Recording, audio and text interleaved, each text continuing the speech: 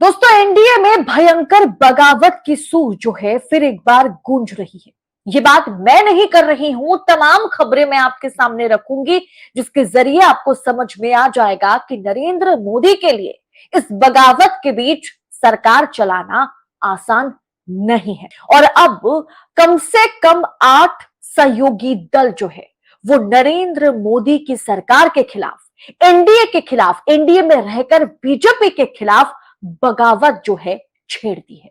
वो 8 सहयोगी दल, उनके प्रमुखों के बारे में मैं आगे आपको विस्तार से बताऊंगी, लेकिन आप इतना सोच लीजिए, समझ लीजिए, यकीन मान लीजिए कि बीजेपी के लिए, नरेंद्र मोदी के लिए 3.0 चलाना ज्यादा दिन के लिए संभव नहीं है।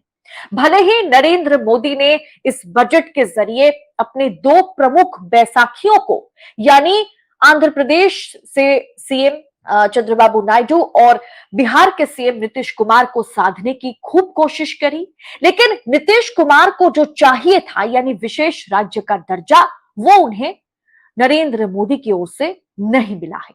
अब ऐसे में तमाम सांसद जो है वो बीजेपी के खिलाफ, और खास करके बात की जाए तो एनडीए के ऐसे तमाम सांसद हैं जो इंडिया के बड़े दिग्गजों के साथ मुलाकात करना शुरू कर दिया है। वो मुलाकात करते हुए नजर आ रहे हैं, खबरें सामने आ रही है और अमित शाह और मोदी की नींदें उड़ी हुई है। बताएंगे आगे आपको पूरा माजरा है क्या, तो वीडियो को आखिर तक देखिएगा। नमस्कार, स्वागत है आप सभी का देश नीति पर। देश नीति, केवल सच्ची और पक्की खबरें।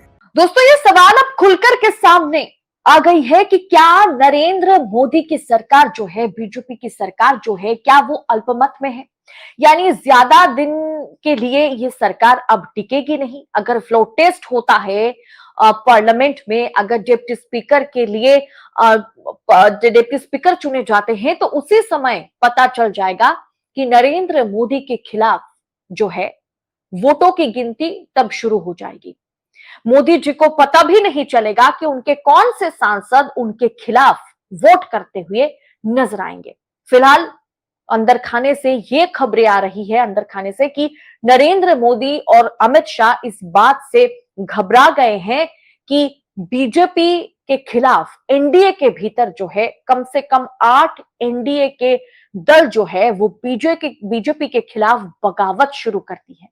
और सबसे पहले बात की जाए नीतीश कुमार की, जिन्हें लग रहा है कि नीतीश कुमार बीजेपी को छोड़ करके, मोदी जी को छोड़ करके कहीं नहीं जाएंगे, इस बार वो पलटी नहीं मारेंगे।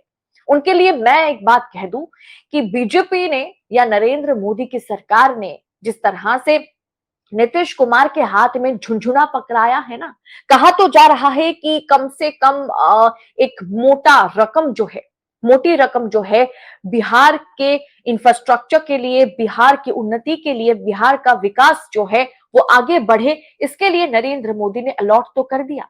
लेकिन नरेंद्र मोदी के लिए नीतीश कुमार ने ये मांगे नरेंद्र मोदी के सामने रखी थी कि हमें विशेष राज्य का दर्जा चाहिए, जो नरेंद्र मोदी ने नीतीश कुमार को नहीं दिया है।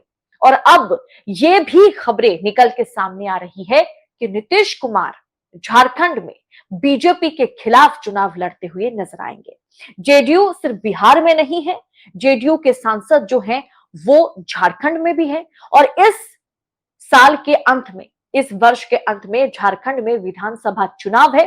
और विधानसभा चुनाव में अब सुनकर हैरान हो जाएंगे कि नीतीश कुमार की पार्टी जेडीयू झारखंड में इंडिया अलायंस के साथ, हेमंत सोरेन के साथ हाथ मिलाती हुई जेडीयू जो है नजर आ रही है, जो बीजेपी के खिलाफ झारखंड विधानसभा चुनाव में, मोदी के खिलाफ, बीजेपी के खिलाफ मैदान में नीतीश कुमार उतरेंगे। यानी बिहार में बीजेपी का साथ तो वो दे रहे हैं, लेकिन झारखंड में वो बीजेपी के खिलाफ नीतीश कुमार और जेडीयू पार्टी नजर आएगी। ऐसे में कुल मिलाकर के देखा जाए तो एनडीए में एक राज्य में बीजेपी का साथ नीतीश कुमार की पार्टी दे रही है, दूसरे राज्य में साथ नहीं दे रही है, दूसरे राज्य में वो इंडिया अलायंस के साथ नजर आएंगी। अब इसके अलावा अब आरएलडी को छोड़ दीजिए, आरएलडी के 2 सांसद हैं। आरएलडी खुद जो है बीजेपी के खिलाफ, बीजेपी सरकार के खिलाफ जो है आवाज बुलंद करती हुई आरएलडी नजर आ रही है। अब बात करें अनुप्रिया पटेल की, वो आए दिन योगी सरकार के खिलाफ, बीजेपी सरकार के खिलाफ लाल आंखें दिखाती हुई नजर आ रही है। ये सब कुछ को अब साइड कर दीजिए, अब बात करते हैं महाराष्ट्र की, क्योंकि महाराष्ट्र जो खबरें आ रही है महाराष्ट्र से, वो दिल दहला देने वाली है। उस खबर ने कहीं ना कहीं मोदी और शाह की नींदें हराम कर दी है। सबसे पहला खबर जो है आपकी स्क्रीन पर आप देखिए, खबर है महाराष्ट्र पॉलिटिक्स, सीएम एकनाथ शिंदे से मिले शरद पवार, दोनों नेताओं के बीच इन मुद्दों पर हुई चर्चा, कई मुद्दों पर चर्चा हुई। सामने महाराष्ट्र विधानसभा चुनाव है और उससे पहले सेमीफाइनल में यानी लोकसभा चुनाव में जिस तरह से महाराष्ट्र में करारी हार बीजेपी को करारी हार का सामना करना पड़ा है, उसे देखते हुए जिस तरह से एकनाथ शिंदे, जिस तरह से अजित पवार की गुट का सुपड़ा साफ हो गया है लोकसभा चुनाव में, उसे देखते हुए माना जा रहा है कि इस बार विधानसभा चुनाव में महाराष्ट्र में बीजेपी और साथ ही साथ एकनाथ शिंदे, अजित पवार की जो गुट है वो साथ मिलकर चुनाव नहीं लड़ेंगे। और इस बीच एकनाथ शिंदे जो है वो सीधा शरद पवार से मिलने पहुंचे, और कब मिलने पहुंचे ये आप जान लीजिए।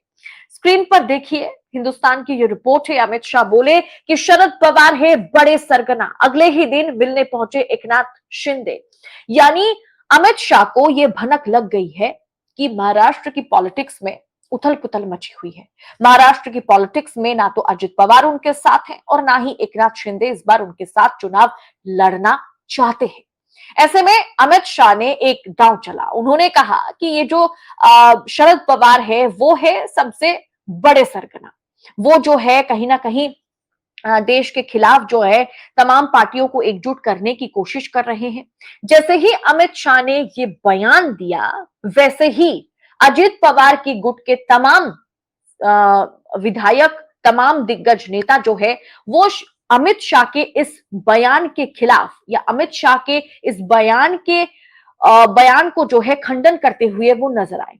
उनका कहना है कि कुछ समय पहले ही शरद पवार को 2017 में बीजेपी ने खुद पद्म भूषण दिया था, और अब चल के इस तरह से शरद पवार पर ओछी टिप्पणी करना, शरद पवार को इस तरह से टारगेट करना, ये अजित पवार के गुट के विधायक, दिग्गज नेता पसंद नहीं कर रहे हैं। उन्होंने उल्टा अमित शाह को ही अल्टीमेटम दे दिया कि देखिए जनाब, शरद पवार के खिलाफ एक भी उल्टी सीधी बातें, एक भी शब्द हम बर्दाश्त नहीं करेंगे।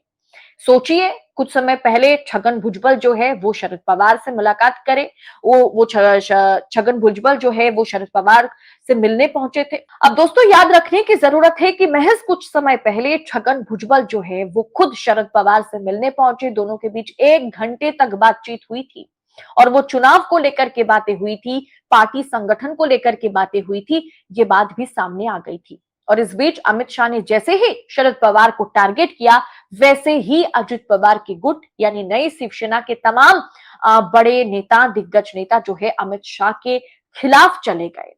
और उल्टा कुछ समय पहले अजित पवार भी अपने चाचा से मुलाकात किए, उन्होंने शरद पवार से मुलाकात की, और कहीं ना कहीं ये माना जा रहा था कि फिर से अजित पवार जो है वो पुरानी शिवसेना में उनका विलय हो जाएगा। फिलहाल अजित पवार के पास 42 विधायक है और सामने महाराष्ट्र चुनाव है 3 महीने के भीतर।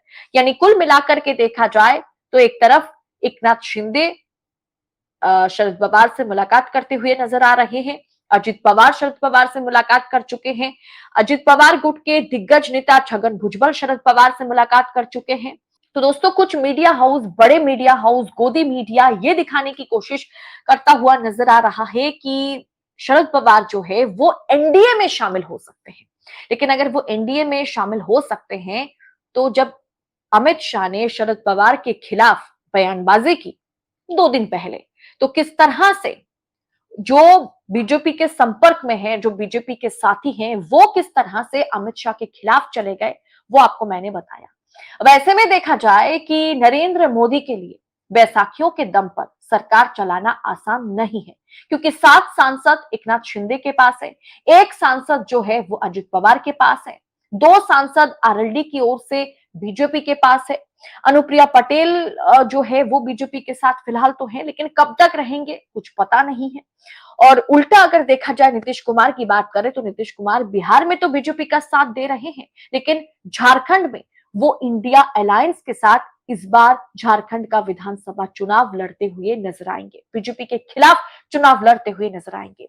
यानी एनडीए जो है वो मजबूत, ताकतवर अब नहीं रहा। एनडीए गठबंधन वो पूरी तरह से टूटता हुआ नजर आ रहा है और उतना ही विपक्ष, उतना ही ऑपोजिशन पार्टीज, उतना ही इंडिया अलायंस मजबूत होती चली जा रही है। यानी कुल मिलाकर के देखा जाए तो मोदी शाह की नींदें खराब करने वाली खबरें आए दिन सामने आ रही है और ये एनडीए गठबंधन की सरकार कब तक टिकेगी, कब तक मोदी जी अपना कुर्सी बचा सकेंगे, ये किसी को भी पता नहीं है। और तमाम घटक दल जो है, एनडीए के घटक दल बीजेपी से नाराज चल रहे हैं। तो कुल मिलाकर के देखा जाए तो इंडिया के लिए खुशखबर है कि तमाम दिग्गज नेता वो एनडीए के साथ जो है वो इंडिया में शामिल हो सकते हैं। इंडिया के दिग्गज नेताओं के साथ, शरद पवार के साथ मुलाकात करते हुए नजर आ रहे हैं।